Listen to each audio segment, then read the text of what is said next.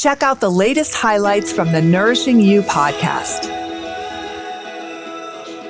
Maybe we could drill down on a couple of those points that you made, because I think it would be good for our audience here. So I want to go back to a couple of the nutrition pieces, but before that, I want to go back to the sunshine.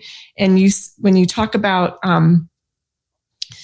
getting healthy levels of sunshine, I think we have a lot of, again, misconceptions about how can we do sunshine in a healthy way, because people are so afraid of skin cancer. So can you talk to us about what does such healthy levels of sunshine look like? What does that mean for us? Well, again, going back to that Tom Hanks analogy, he was outside in the sun. Our ancestors, were out in the sun. All animals are in the sun. All plants are in the sun. The vilification of that, I can't, I can come up with some possible reasons as to, again, how the sun got the bad rap. But again, the people with the highest levels of vitamin D, lowest risk of everything. Where do you get vitamin D from? It's not from a pill bottle. It's from the sunshine. And it's also from eating animal and seafoods. You can't get it from plants, save maybe a tiny fraction from mushrooms.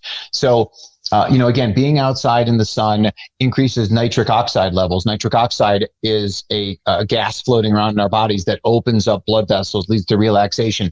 When you're out in the sun, helps you make a lot of melatonin. So when you go to sleep at night, now your melatonin spikes and amazing things happen from high levels of melatonin.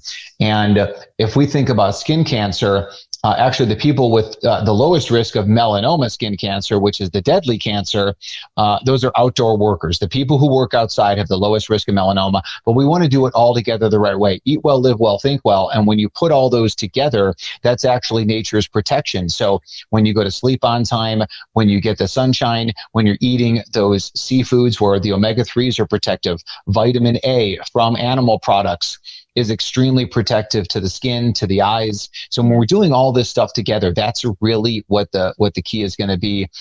People with squamous cell and basal cell, again, why would the sun, something we've been in since the dawn of human existence, why would that cause cancer?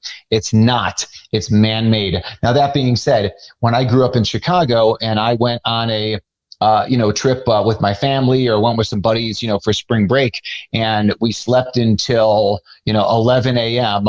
And then we would go eat and then go out into the sun at noon and get absolutely burnt. That was bad. But the smart sunshine, a little bit in the morning, a little bit in the noon, a little bit in the afternoon, and slowly build up. But, just please understand that, again, the people who live inside, they're at tremendous risk. And again, if you're worried about skin cancer, again, the people with the highest levels of vitamin D have the lowest risk of cardiovascular disease, the number one killer worldwide. I would tell you, don't worry about skin cancer, even if you are. I would worry about heart disease. That's the number one killer, not skin cancer. So appreciate the fact that, again, smart sun is key. If you use sunscreen, make sure it's an organic sunscreen. If you enjoyed this short episode, check out our full library on our NAMP YouTube channel, where you can catch up or learn more. Keep in mind that the information on the NAMP podcast is for educational purposes only and should not be considered medical or legal advice. The NAMP is not liable or responsible for any harm, damage, or illness arising from the use of the information contained herein.